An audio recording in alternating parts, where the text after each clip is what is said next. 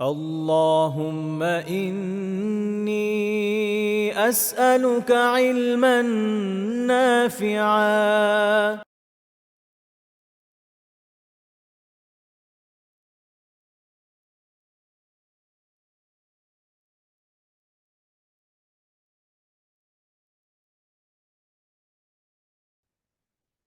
السلام عليكم ورحمة الله تعالى وبركاته.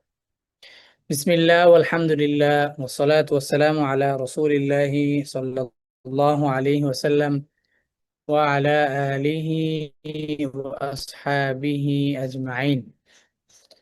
قال الله تعالى في القرآن المجيد: أعوذ بالله من الشيطان الرجيم.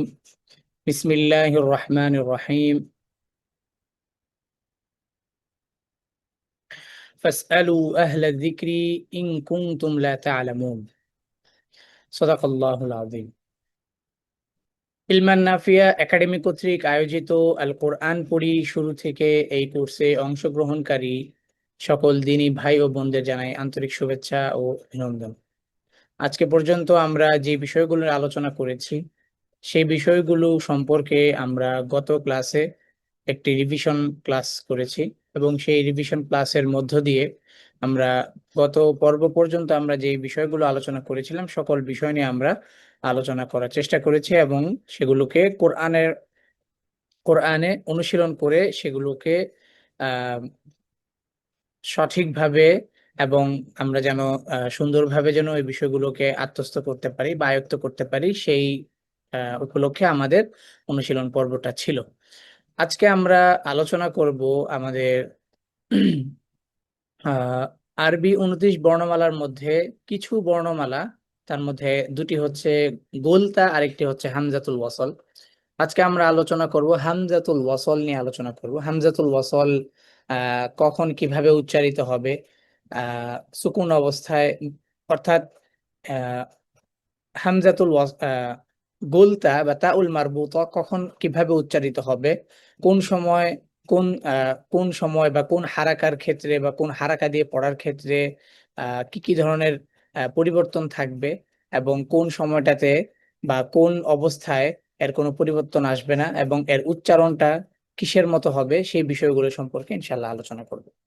আমরা একেবারে শুরুর দিকে একটা আলোচনা করেছিলাম যে গোলতা এটি বড় তায়ের মতো উচ্চারিত হবে, যেটা হচ্ছে আলিফ বা তা, যে বায়ের পরে যে তাটা, সেই তায়ের মতোই এই গোলতাটি উচ্চারিত হবে।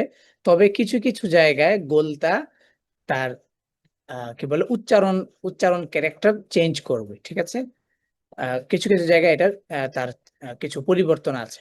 তো এই সকল বিষয়গুলো নিয়ে আমরা ইনশাল্লাহ আজকে আলোচনা করব। গোলতা পাঠের পদ্ধতি ও শব্দে তার অবস্থান সম্পর্কে আমরা আজকে আলোচনা করব এবং গোলতা কখন কোন অবস্থায় কিভাবে উচ্চারিত হবে সেই বিষয়গুলো সম্পর্কে আমরা কথা বলব।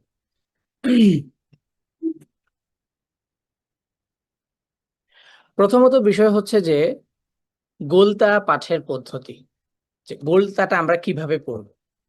আচ্ছা, গোলতাটা আমরা সব সময় পড়ব বড় তায়ের মতো। কিসের মতো? বড় তায়ের মতো, অর্থাৎ এই যে এখানে যে তাটা আমরা দেখতে পাচ্ছি এই বড় তায়ের মতো পড়বে। কিন্তু এখন কথা হচ্ছে যে যখন গোলতা এর উপর সুকুন করা হবে বা থামা হবে তখন গোলতার উচ্চারণটা কিছুটা পরিবর্তন হবে, ঠিক আছে। আচ্ছা, গোলতা এর উপর ওয়াকফ করলে বা থামলে গোল হা এর মতো উচ্চারিত হবে এবং না থেমে মিলিয়ে পড়লে বড় তা এর মতো উচ্চারিত হবে। অর্থাৎ এখানে মূলত বিষয় হচ্ছে যে গোলতা, এটাকে আমরা যখন সিঙ্গেলও যদি পড়ি যে স্বাভাবিক, তাহলে তা, তি, তু, অর্থাৎ এই তায়ের মতো উচ্চারিত হবে। এবং পাশাপাশি যখন আমরা গোলতাকে ফাতহাতাইন, কাসরাতাইন এবং দম্মাতাইন দিব তখনও ঠিক সেম একই ভাবে হবে। কিভাবে হবে?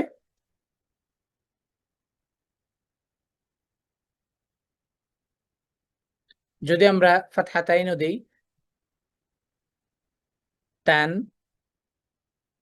সরি,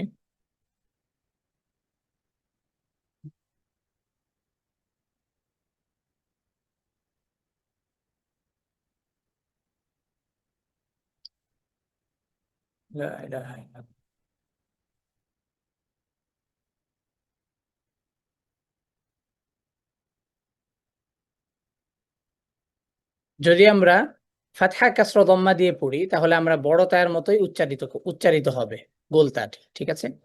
যখন আমরা যদি আমরা গোলতাকে যদি আমরা ফাতহা কাসরা দম্মা না দিয়ে যদি আমরা আহ আহ, তানউইন দেই তাহলে কিভাবে হবে? তানউইন দিলে আমরা এটাকে ফাতহা কাসরা দম্মা সরি গোলতাকে আমরা এইভাবে লিখবো যে গোলতা এর উপরে দুটা ফাতহাতাইন দিয়ে দিব, তান কাসরাতাইন তিন এবং দম্মাতাইন তুন, ঠিক আছে। আর গোলতা শুধুমাত্র একটি হারাকা গ্রহণ করে না, সেটি হচ্ছে তাসদিদ। এটা সামনে আসবে, আমরা আলোচনা করব। গোলতা একটি হারাকা শুধু গ্রহণ করে না, সেটা হচ্ছে তাসদিদ। এছাড়া গোলতা সকল হারাকা গ্রহণ করে এবং গোলতা যদি সুকুন গ্রহণ করে তাহলে তার আহ আওয়াজে আরো কিছু পরিবর্তন আসবে, তখন সেটা গোল হায়ার মতো হবে। সেটা নিয়ে আমরা আজকে আলোচনা করবো ইনশাআল্লাহ, ঠিক আছে। ওকে, তো এখন এখানে বলা হচ্ছে যে শব্দে, আচ্ছা, গোলতা পাঠের পদ্ধতি। গোলতা পাঠের পদ্ধতি হচ্ছে যে যদি আমরা গোলতাকে কি দেই, সুকুন দেই, তাহলে এক ধরনের আওয়াজ হবে। গোলতাকে যদি আমরা ফাতহা কাসরা দম্মা এবং তানউইন দেই তাহলে আরেক ধরনের সাউন্ড হবে। তো এখানে এটাই বলা হচ্ছে, যদি গোলতায়ের উপর যদি আমরা সুকুন করি বা থামি বা ওয়াকফ করি তাহলে গোলতাটি গোল হায়ে রূপান্তর হয়ে যাবে। তখন হয়ে যাবে কি, তখন গোলতাটি গোল হার মতো উচ্চারিত হবে, বিহ, ঠিক আছে, বিনে আমাহ, ঠিক আছে। আর যদি আমরা মিলিয়ে পড়ি, অর্থাৎ গোলতার উপর যদি আমরা না থামি তাহলে আমাদেরকে গোলতাটা উচ্চারিত হবে বড় তায়ের মতো, ঠিক আছে, বিনিয়া আমাতি। কিভাবে উচ্চারিত হবে? বিনিয়া আমাতি। আচ্ছা, এটা গেল একটা। দ্বিতীয়ত হচ্ছে যে গোলতা সবসময় শব্দের কোথায় অবস্থান করবে? গোলতা এটা সব সময় শব্দের শেষে আসবে। এটা কখনো শব্দের মাঝে অথবা শব্দের শুরু দিয়ে গোলতা দিয়ে কোনো শব্দ গোলতা শব্দের মাঝে থাকবে না। গোলতা সব সময় শব্দের শেষে থাকবে, ঠিক আছে। আচ্ছা, সূরাতুদ দুহা থেকে আমরা একটা উদাহরণ দেখি। ওয়া আম্মা বিনিআমাতি, এখানে যদি আমরা বিনিআমা শব্দের উপরে যদি আমরা ওয়াকফ করি তাহলে বিনিআমাহ, ঠিক আছে। আর যদি আমরা গোলতার উপর যদি ওয়াকফ না করে যদি আমরা মিলিয়ে পড়ি, হ্যাঁ, তাহলে আমরা কি পড়বো? বিনিআমাতি রাব্বিকা ফাহাদ্দিস, ঠিক আছে। হ্যাঁ, আচ্ছা, ওকে। এখন এখন হারাকা গ্রহণের দিক থেকে আমরা আবার দেখব যে হারাকা গ্রহণের দিক থেকে গোলতা শুধুমাত্র তাসদিদ গ্রহণ করে না, বাকি সব হারাকা সে গ্রহণ করে। আচ্ছা, সকল হারাকা যখন গ্রহণ করবে তখন কিভাবে পড়বে? তা ফাতহাতা, গোলতা ফাতহাতা, গোলতা কাসরতি। এখানে গোলতা না বলে এখানে তা উল মারবুতাও বলা যায়। গোলতার আরবি নাম হচ্ছে তা উল মারবুত বা গোলতা, এটারই আহ আরবি হচ্ছে তা উল মারবুত, ঠিক আছে। তো এখন কথা হচ্ছে যে গোলতার উপর যখন আমরা ফাতহা কাসরা দম্মা দিব তখন আমরা কিভাবে পড়বো? বড় তায়ের মতো উচ্চারিত হবে, তা তি, ঠিক আছে, তু, ওকে, এভাবেই উচ্চারিত হবে। আচ্ছা, যখন আমরা গোলতায়ের উপরে কি দিব, সুকুন দিব, বা গোলতার উপর যদি আমরা সুকুন করি বা থামি, বা গোলতার উপর যদি আমি সুকুন দেই, তখন আর গোলতায়ের উচ্চারণটা তা থাকবে না, তখন সেটা হয়ে যাবে গোলহা। কি হয়ে যাবে? গোলহা। কি হবে? বিনে আমাহ, ঠিক আছে, বিনে আমাহ, যেটা আমরা এর আগের স্লাইডে আমরা দেখেছি। এই যে মিলিয়ে পড়লে বড় তায়ের মতো বিনে আমাতি, আর সুকুন করলে বা থামলে বিনে আমাহ, ঠিক আছে। ওকে, এবার হারাকা গ্রহণের দিক থেকে আরেকটি হারাকা গ্রহণ করে না, সেটি হচ্ছে যে তাসদিদ। কি গ্রহণ করে না? তাসদিদ, ঠিক আছে। ওকে, আচ্ছা, অতএব গোলতার যেই হারাকা গ্রহণের দিক থেকে যে পরিবর্তন, পাশাপাশি পাঠগত বা রিসাইটেশন বা মানে এটাকে আদায় করার দিক থেকে যে পরিবর্তনটা, এই বিষয়গুলো সম্পর্কে কি আমাদের কোনো প্রশ্ন বা জিজ্ঞাসা আছে, বা আমরা বুঝতে পারিনি বা কোনো জিজ্ঞাসা? ওকে, আচ্ছা, আমরা এখানে সূরাতুন নাজিআতটা নিয়ে এসেছি, ঠিক আছে। এখানে আমরা দেখতে পাচ্ছি যে ইয়াউমা 6 নাম্বার আয়াত থেকে আমরা এটার অনুসরণ শুরু করব। ইয়াউমা তারজুফুর রাজিফা, যদি আমরা মিলিয়ে পড়ি এবার তার মানে, অর্থাৎ এই 6 নম্বর আয়াতের সাথে যদি আমরা 7 নম্বর আয়াতকে মিলিয়ে পড়ি, তাহলে আমরা কিভাবে পড়বো? রাজিফাতু তাতবাউহা। আর যদি আমরা না মিলিয়ে যদি শুধুমাত্র 6 নম্বর আয়াতে যদি আমরা ওয়াকফ করি, তাহলে আমরা কিভাবে করব? তখন আমাদের এই গোলতাটা কি হয়ে যাবে? গোলতার উপর তো আমরা সুকুন করব তখন, তাই না? সুকুন আরেদ করব, অর্থাৎ সুকুনটা অস্থায়ী একটা সুকুন করব। তখন আমাদের এই গোলতাটা, সুকুনটা অস্থায়ী হোক কিংবা স্থায়ী হোক, দুইটাই যে কোনো হোক, অর্থাৎ সুকুন হলেই তখন এই গোলতাটা হয়ে যাবে গোল হায়ার মতো। অর্থাৎ কিভাবে হবে? ইয়াউমা তারজুফুর রাজিফা। ঠিক আছে? ঠিক তেমনি ভাবে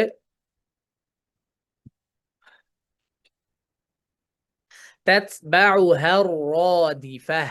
ঠিক আছে? আর যদি আমি মিলিয়ে পড়ি, তখন আমাকে কিভাবে পড়তে হবে? তাতবাউহা রাদিফাতু কুলুব। কেমন? আচ্ছা, এবার আসি ওয়াজিফাহ বা ওয়াজিফাতুন। ঠিক আছে? কুলুবুন ইয়াউমা ইযিন ওয়াজিফাতুন।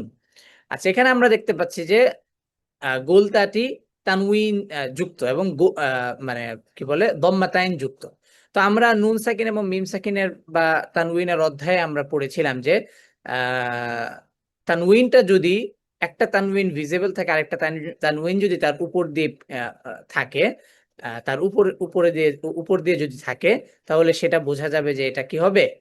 আহ, এই তার পরবর্তী হারফটি হচ্ছে ইজহারের হারফ। আচ্ছা, এখন কথা হচ্ছে যে যদি আমরা এটাকে মিলিয়ে পড়তে চাই, অর্থাৎ এই আয়াতের সাথে যদি তার পরের আয়াতটাকে মিলিয়ে পড়তে চাই, তাহলে আমাদেরকে ইজহারের কওয়ায়েদের সাথে পড়তে হবে। কি হবে?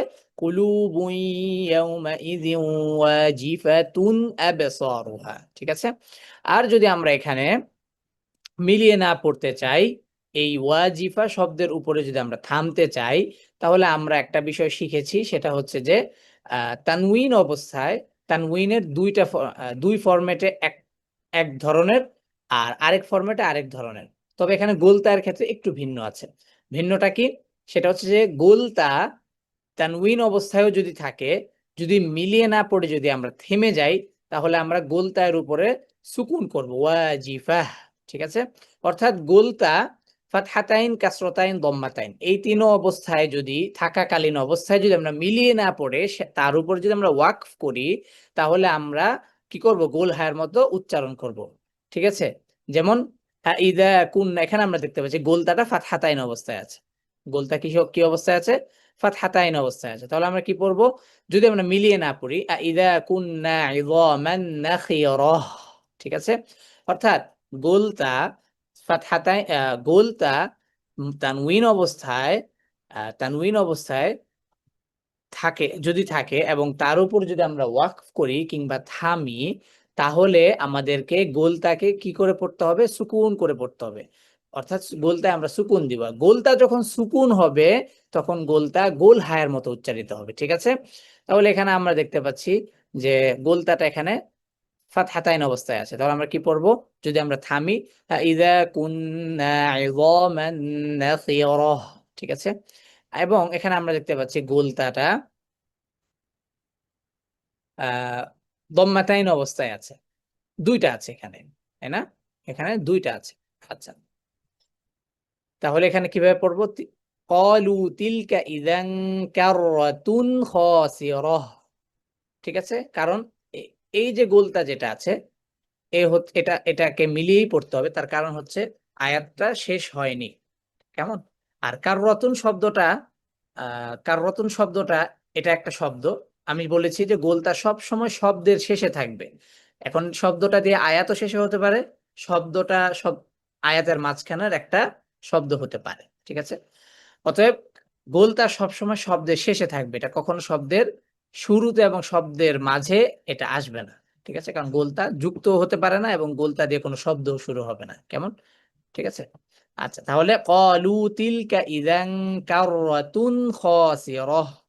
যদি আমরা গোলতাটা দম্মাতাইন অবস্থায় আছে, যদি আমরা মিলিয়ে না পড়ি পরবর্তী আয়াতের সাথে, তাহলে আমরা কি করব?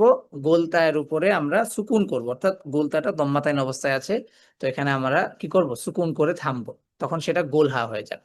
আর যদি মিলিয়ে পড়ি তাহলে ক্বালু তিলকা ইযান কাররাতুন খাসিরাতুন ফাইন্নামা হিয়া যাজরাতুন ওয়াহিদা। ঠিক আছে, ওকে। তো আশা করি আমরা এই বিষয়টা বুঝতে পেরেছি। তারপরেও যদি কারো কোনো প্রশ্ন থাকে, জিজ্ঞাসা থাকে, আমরা প্রশ্ন করতে পারি, জিজ্ঞাসা করতে পারি। এবার আমরা আরেকটি বিষয় নিয়ে আলোচনা করব, সেটা হচ্ছে বাবুল ওয়াকফি আলা আওয়াখিরিল কালিম। অর্থাৎ স- কোন শব্দের শেষে যদি, অর্থাৎ আমরা এর আগে একটা জিনিস শিখেছি যে যদি আমরা আহ সুকুন নেই কিন্তু আমাদেরকে যদি থামতে হয় কোনো কারণে, যে কোনো জায়গায় যদি থামতে হয়, তাহলে আমাকে কিভাবে থামতে হবে। ঠিক আছে, আচ্ছা, এখানে আমরা দেখি যেমন ওয়ান্নাজিআতি গরকা।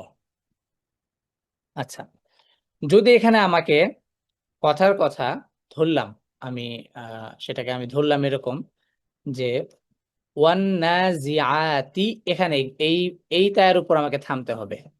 তাহলে আমি কিভাবে থামবো? ওয়ান্নাজিআত, তাহলে আমাকে হচ্ছে একটা কি দিতে হবে, একটা সুকুন চিহ্ন দিতে হবে। আচ্ছা, এখন কথা হচ্ছে যে যদি এই তায়ের উপর না থেমে আমি যদি আইনের উপর থামতে চাই তাহলে ওয়ান্নাজিআ।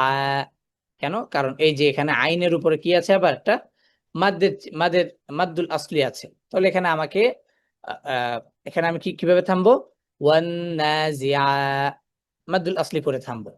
আচ্ছা, এবার আসি, যেমন এখানে আরেকটা আহ আরো কিছু ই আছে,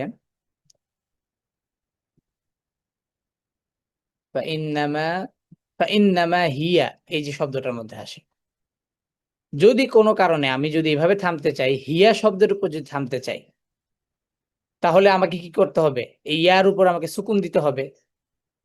আর যখন আমি ইয়ার উপর সুকুন দিচ্ছি তখন তার আগের হারফে কি আছে? কাসরা আছে। তাহলে ফাইন্নামা হি। ঠিক আছে, আচ্ছা, এটা গেল একটা। তারপর যেমন যেমন আমরা এখানে আরো কিছু দেখতে পারি, যেমন আহ সাদ্দাযুক্ত নুনের উপর যদি আমরা থামি, অথবা সাদ্দাযুক্ত কোনো বায়ের উপর বা সাদ্দাযুক্ত হারফের উপর থামতে হলে আমাকে কিভাবে থামতে হবে? যেমন আহ যেমন ইযহাবে ইলা ফিরআউনা ইন্নাহু তাগা। যেমন এখানে আমরা দেখতে পাচ্ছি ইন্নাহু, এখানে নুনের উপর কি আছে? সাদ্দা আছে। ধরে নিলাম আমি এখানেই থামতে চাই, নুনের উপরে আমার দম শেষ হয়ে গিয়েছে, হতেই পারে আমার, তখন আমি কিভাবে থামবো? ইযহাবে ইলা ফিরআউনা ইন। ঠিক আছে, অর্থাৎ সাদ্দাযুক্ত যে কোনো বর্ণের উপরে যখন আপনি থামবেন বা সুকুন করবেন, ঠিক আছে, তখন সাদ্দার উচ্চারণটা করে থামবেন। যেমন ফাকাযযাবা ওয়া আসা একটা শব্দ, তো ফাকাযযাবা ওয়া আসা, এখানে যদি আমি বায়ের উপরে ইমার্জেন্সি ল্যান্ডিং করি বা ইমার্জেন্সি যদি থামি তাহলে ফাকাযযাবে, তখন বা ফাতহাটা সুকুনে রূপান্তর হয়ে যাবে। আর যদি আমি জালের উপর যদি ওয়াকফ করি বা থামি তাহলে ফাকায, কি হবে? ফাকায। ঠিক আছে, ওকে, আচ্ছা। তারপর যেমন আমরা সূরাতুল আসরের দিকে যদি যাই বা সূরাতুল কদর, হ্যাঁ, সূরাতুল কদরের মধ্যে আমরা দেখি, এখানে আমরা দেখতে পাচ্ছি যে ইন্না আনজালনাহু ফি লাইলাতিল কদরি ওয়া মা আদরাকা। তো এখানে দেখতে পাচ্ছি আমরা দালের উপরে সুকুন এবং র এর নিচে কাসর। এখন এই সিচুয়েশনে আমি যদি এই আয়াতের উপর যদি থামতে চাই অথবা ওয়াকফ করতে চাই, তাহলে আমি কিভাবে থামবো বা কিভাবে পড়বো? হ্যাঁ, তখন আমাদেরকে এই রটাকে সুকুন করতে হবে, তাই না? ডালের উপর তো সুকুন আছেই, পাশাপাশি আবার র কেও সুকুন করতে হবে। তাহলে কিভাবে? ফি লাইলাতিল কদর, কদর, তাহলে এখানে শুধুমাত্র র এর যে মুরাক্কাকা যে ব্যাপারটা আছে, যেটাকে আহ, এটাকে বলা হয় হচ্ছে আপনার মানে র এর যেই ভাইব্রেশনটা আছে শুধুমাত্র সেটাই হবে, কদর। ঠিক আছে, ওয়ামা আদরাকা মা লাইলাতুল কদর, হুম, মিন আলফি শাহর। আচ্ছা, এখন যদি আমি ফায়ের উপরে মিন আলফি, এই যে ফা কাসরা, ফা কাসরার উপর যদি আমি থামতে চাই তাহলে কিভাবে থামবো? মিন আলফ, কেমন? অর্থাৎ লামেও সুকুন করব, তখন ফাকেও আমরা সুকুন করব, মিন আলফ। কেমন? ঠিক আছে, আচ্ছা। আশা করা যায় আজকের এই আলোচনাটুকুর মধ্যে কারো কোনো জিজ্ঞাসা বা প্রশ্ন নেই। যদি থাকে তাহলে আমরা ব্যাক স্টেজে অথবা ক্লাসের শেষে আমরা প্রশ্ন নিব ইনশাআল্লাহ। তো আজকের ক্লাসটি আমাদের এই পর্যন্ত ছিল। আগামী ক্লাসে ইনশাআল্লাহ আমরা হামজাতুল ওয়াসল নিয়ে আলোচনা করব। হামজাতুল ওয়াসল কখন, কিভাবে, কি ধরনের সাউন্ড নিয়ে উচ্চারণ করবে এবং কখন কোন হারাকাটা গ্রহণ করবে, এই বিষয়টা নিয়ে আমরা আলোচনা করব। আমরা শুধুমাত্র অল্প কিছু বিষয়ের সমন্বয়ে আলোচনাগুলো করছি, অর্থাৎ আহ যতটুকু সম্ভব থিওরিটিক্যাল আলোচনাকে আমরা অ্যাভয়েড করে আমরা এমন কিছু আলোচনা নিয়ে আসার চেষ্টা করছি আলোচনাগুলোর মধ্যে, যেগুলোতে আমরা সহজে এবং অল্প কথার মধ্য দিয়ে যেন এই বিষয়গুলোকে আমরা আয়ত্তে করতে পারি। তবে হামজাতুল ওয়াসল এটি একটি বিস্তর আলোচনা, কিন্তু আমরা চেষ্টা করব এটাকে, বিস্তর আলোচনাটাকে পাশে রেখে শর্ট কিছু আলোচনার মধ্য দিয়ে আলোচনাটা করার।